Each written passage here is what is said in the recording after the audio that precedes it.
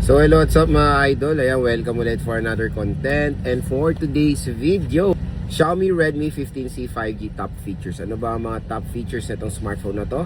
Tara, pag-usapan natin. So yan mga idol, for today's video, pag-uusapan natin ang Xiaomi Redmi 15C 5G. Ano muna natin? Pag-usapan natin yung kanya mga features na pwede na nyo ma-offer na napaka-solid kumbaga for its price point. So again, itong smartphone na to is isang affordable 5G smartphone in 2026.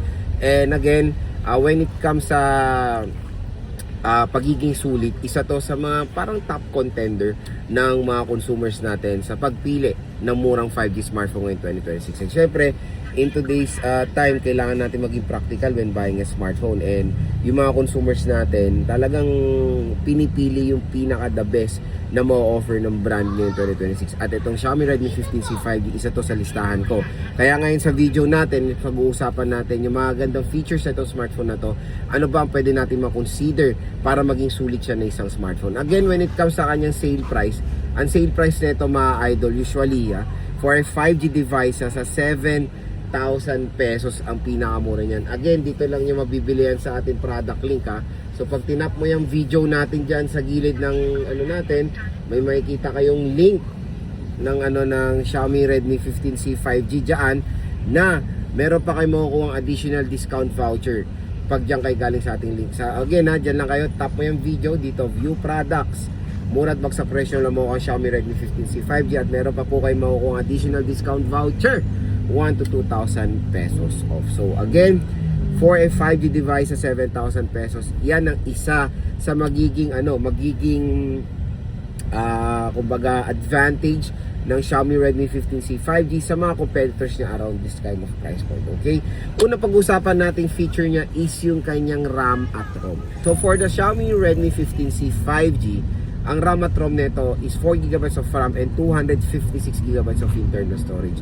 So yung talagang ilalaban nyo dito sa device na to is yung kanyang storage. Yung storage niya kasi usually sa mga ganitong presyohan ng mga devices, 128 po ang i-offer. Pero si 15C 5G mga idol, it's 256GB na mga idol. So double the storage compare sa mga ibang smartphones na kapresyo niya.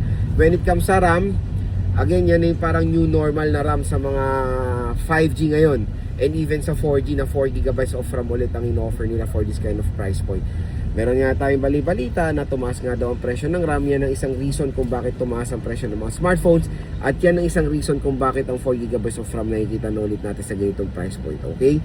Pero no worries, 4GB of RAM still usable naman yan. I think that is the best minimum na rin na pwede natin magamit ngayon 2026. And ang isa talaga mapapambato natin sa 15C 5G is yung kanyang storage na 256. Next, yung kanyang processor. When it comes sa processor na ito mga idol, I think that is the best talaga rin na ma-offer ng MediaTek. It's MediaTek Dimensity 6300. So that kind of processor, several times na natin na-test yan. Pero dito, again, for the RAM, hindi ko talaga siya marareko for solid gamers. Kasi again, 4GB of RAM, super baba na po niyan ngayon 2026 for gaming for gaming, yung hardcore gaming. Pero nag-game test ko na to si 15C 5G, nakapaglaro tayo dito ng mga several naman ng mga popular games like Mobile Legends, Honor of Kings, COD, ayan mga yan. Pero sa AAA games like Genshin, grabe nagfe-frame drop siya mga idol. So hindi ko siya mare-recommend for that kind of game. Pero when it comes sa MOBA games, kaya naman ni Xiaomi Redmi 15C 5G mga idol. So next is yung kanyang display. So ang display nito grabe napakalaki, 6.9 inches IPS LCD display with a resolution of HD+ 720p. So again, yun nga, yung kanyang resolution and yung kanyang display quality, pang budget talaga siya for a 4G. Pero again, nakikita na rin natin yan sa mga budget 4G ngayon. I don't know why nga na parang umaatras yung specs ngayon ng mga smartphones. Pero again, considering sa mga ibang brands, same din naman silang halos sa specification. So makakukonsider rin natin yung HD+ 720p resolution. Pero the sad part, notch display pa rin. I don't know why, napaka favorite talaga ng mga brands yung notch. So iba kasi nagpapansyolan na syempre mas better, mas modern design compare naman sa notch display na magsasampung taon na po yung display na yan, di ba? So hopefully Xiaomi or Poco will fix this na gawin na nilang punch hole sa mga budget kasi mas better naman. I know hindi po siya nakaka-affect sa performance ng isang device, pero when it comes sa pag-adapt ng modern design, kailangan kasi yan, di ba? Mas better at mas ipiprefer yan ng mga consumers natin. Siyempre, ang pinaka-solid din dito na feature nito si Xiaomi Redmi 15C 5G, yung kanyang battery. Ano sa battery niya, siyempre, yan yung isa i-consider natin magandang feature ng Xiaomi Redmi 15C 5G. It is 6,000 mAh battery capacity itong device na to, mga idol. And syempre, hindi natin ito kakalimutan ternuhan na magandang charging rate. So, meron siyang 33 watt fast charging. So, stoplight eh. So, 33 watts fast charging po itong device na to, which is, I think that is yung parang magandang terno dito sa device na to. So, alam naman natin mga consumers, naghahanap yan ng ng makunat na battery. And the Xiaomi Redmi 15C 5G can offer that. And I think yan na rin yung the best minimum na rin natin na pwede makonsider around sa lahat ng mga smartphones today, kasi yung 5,000 real talk nalilitan ng mga consumers natin for the 5,000 mAh battery capacity. And again, hindi lang naman lahat ng consumers natin naglalaro. Yung iba ginagamit yan for their work, di ba? Maghapon sila nagse-cellphone, maghapon silang nag-o-online business. Kailangan nila na merong magandang battery capacity, which is ma-offer ng Xiaomi Redmi 15C 5G. At hindi lang yon, malobat man kayo, mabilis din siya mag-charge. 33 watts fast charging siya. So in less than 1 hour lang, yung 6,000 mAh battery capacity niya, full charge na agad yan, mga idol. Salamat sa kanyang very convenient na charging rate. So napagandang iterno, ang mabilis mag-charge at matagal malobat na isang device. So again, for the protection, isisingit ko lang, it is protected na IP64 water and dust resistant.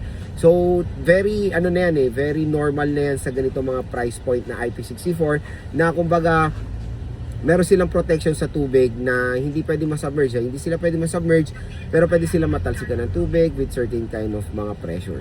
So again, kung gagamitin nyo ito as a navigating tools, salpak nyo sa motor nyo, umulan, nabasa man siya sa mga ganyang splashes, hindi po masisira itong smartphone na to. Kasi iba, nakikita ko minsan yung mga mga riders natin, may plastic pa yung mga smartphone sila pag umulan, di ba? Para hindi mabasa yung mga smartphone sila. Dito, hindi nyo na yan aalalahanin, mga idol, kasi may protection siya sa mga ganyang mga scenario. When it comes sa camera, I think for the camera specification is reasonable for its price point. So sa camera specifications nito, it's very normal naman for its price, 50 megapixel main and then 8 megapixel front facing camera. So na-try ko naman na yung camera netong si Xiaomi Redmi 15C 5G, mga idol, and kumbaga mabibigyan niya naman ng justice yung quality ng isang budget 5G device ngayon 2026. At syempre, pinaka-top features nito, sa pangalan niya na, 5G connectivity. Usually kasi, sa ganitong price point, marami pa rin nag-offer ng 4G. Ito, mga idol, 5G na, which is future-proof. Mas prefer na rin ng mga consumers natin kasi mas nagiging dominant na po ang 5G patagal na patagal. Pero no worries, 4G naman po, still mabilis pa yan. Pero iba mas piniprefer ng 5G for future proofing. So again, mga ka-J-Vlog, yan ang ating top features dito sa Xiaomi Redmi 15C 5G. Hopefully nakatulong ito sa inyo kung nagde-decide kayo bumili na itong smartphone na to. Again, dito lang kayo bibili sa ating link. So sa section na to, tap mo yung video, ayan, view products, mura't bagsak presyo lang makukuha ang 15C 5G dyan. At pag galing kayo sa ating link, may makukuha pa kayong additional discount voucher na 1 to 2,000 pesos off. So for me, ang pinaka the best feature nito is a 5G connectivity and yung kanyang internal storage na 256GB. Kasi bibihira na ulit tayo makakita ng 256 sa ganito mga presyohan na device. So hopefully nakatulong ito sa inyo kung nagde-decide kayo bumili ng Xiaomi Redmi 15C 5G.